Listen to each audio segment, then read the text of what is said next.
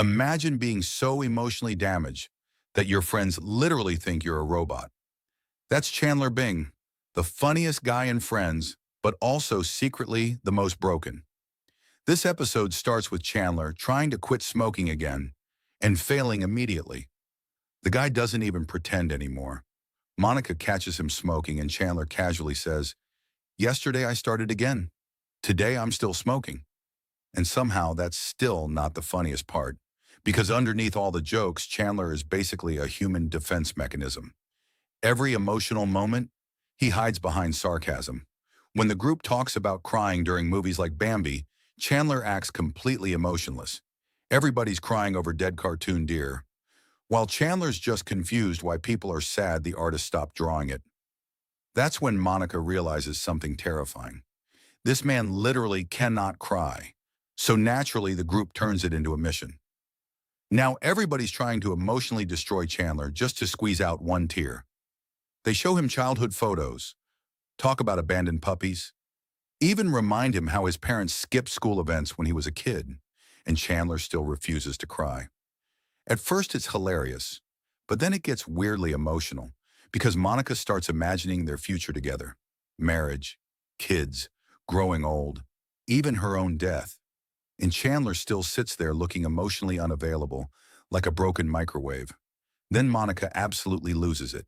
She's screaming, "I left you a note from the beyond," while Chandler just stares in confusion.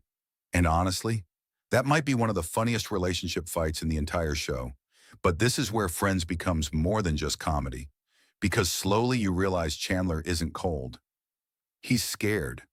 His parents' divorce messed him up so badly that humor became armor. Every joke is basically him hiding panic, and that explains so much about his character. Why he ruins emotional moments with sarcasm, why commitment terrifies him, why he jokes whenever things get serious. But somehow Monica still understands him better than anyone else. And then the episode drops another legendary Chandler disaster. People start assuming he's secretly gay. Not just one person, everybody.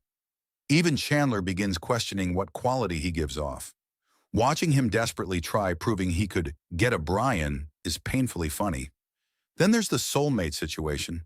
Phoebe meets a guy who seems perfect for Monica. Same interests, same food obsession, same personality. And suddenly Chandler spirals into insecurity mode. This man goes from confident husband to jealous raccoon in like 30 seconds. But Monica shuts it down perfectly.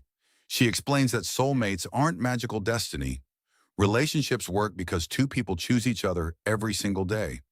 And honestly, that might be one of the sweetest moments in Friends history. Of course, right after that, Chandler goes back to embarrassing himself. He can't smile in engagement photos, accidentally gives Monica's dad a lap dance in a steam room, wears panties because of a prank, and somehow still becomes one of the most lovable characters on TV. That's what makes Chandler special. He's awkward,